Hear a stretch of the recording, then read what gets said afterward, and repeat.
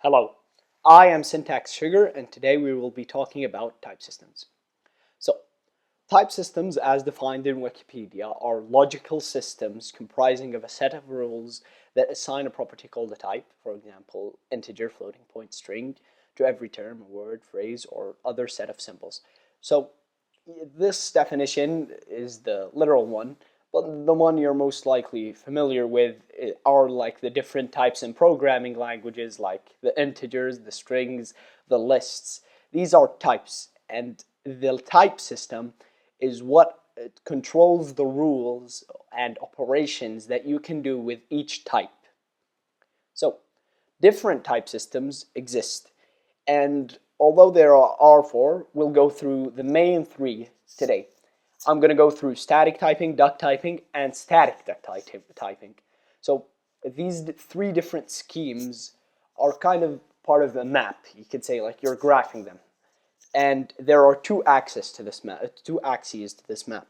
You have the runtime checking to the left, and you have the static checking to the right. So you could imagine like static runtime checking is negative, and then static checking is positive, and structural types being positive y, and nominal types being positive negative y. Okay, so static typing, as I like to think of it, as the boring way, is done in the nominal types and static type checking axes. A type system really is nominal when the equivalence of data types is determined explicitly and or by the names. So you'd have something like extends in the Java syntax.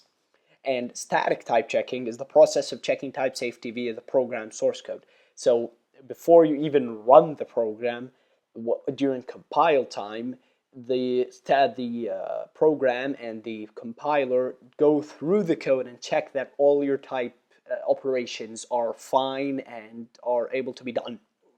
So Java is both statically typed and nominal, and it lies in the static typing paradigm, which the static typing paradigm, although very boring, is very, very, very, very reliable, which is why it's used in industry.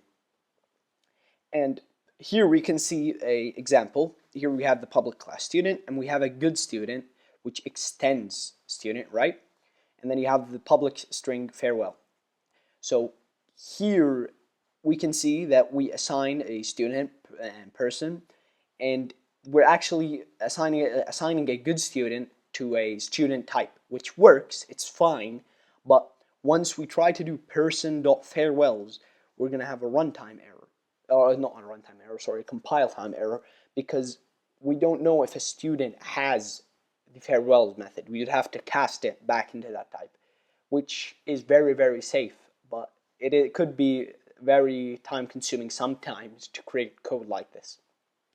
Duck typing, on the other hand, lies on the other extreme, being very, very flexible, and it lies in the runtime checking and structural typing quadrants. Structural types, unlike nominal types, are checked by their equivalence and compatibility in structure and definition. So you don't even look at the name or place of declaration.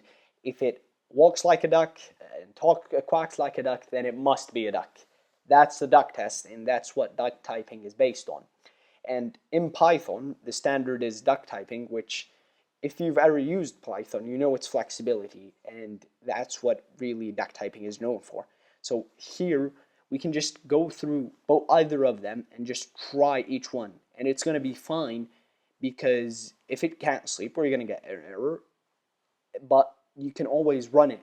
That's because it's runtime checked, which really is very, very flexible, to say the least.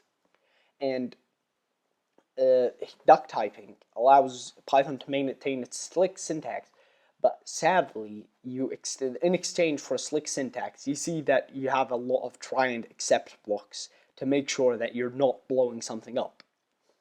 And finally, we have the third and final one I wish to cover, which is the static duck typing paradigm, which is used in Go.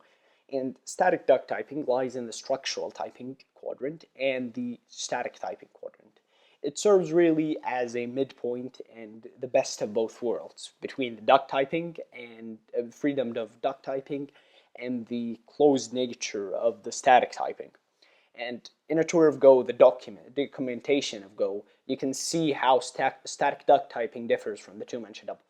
As we can read, a type implements an interface by implementing its method. There is no explicit declaration of intent, no implements keyword. Implicit interfaces decouple the definition of an interface from its implementation, which could then appear in any package without prearrangement.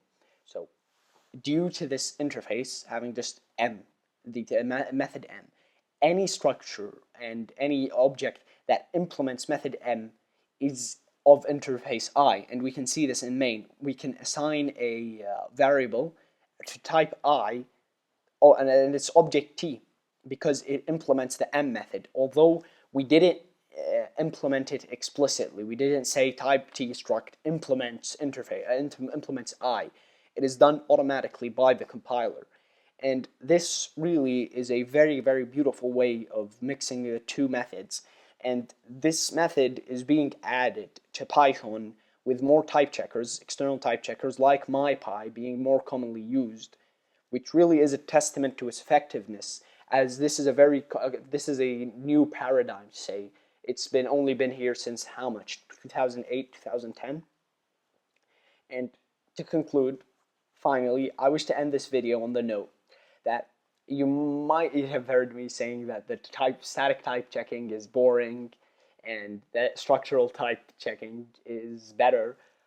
It is because I am biased as a person whose first language was Python. Static duck typing holds a special place in my heart.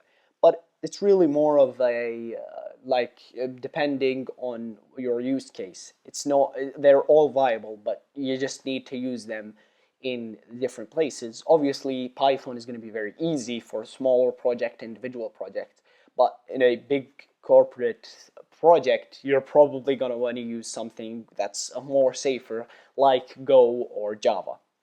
And as always, I thank you for listening, and I hope to be able to showcase my new project in Elixir by next week.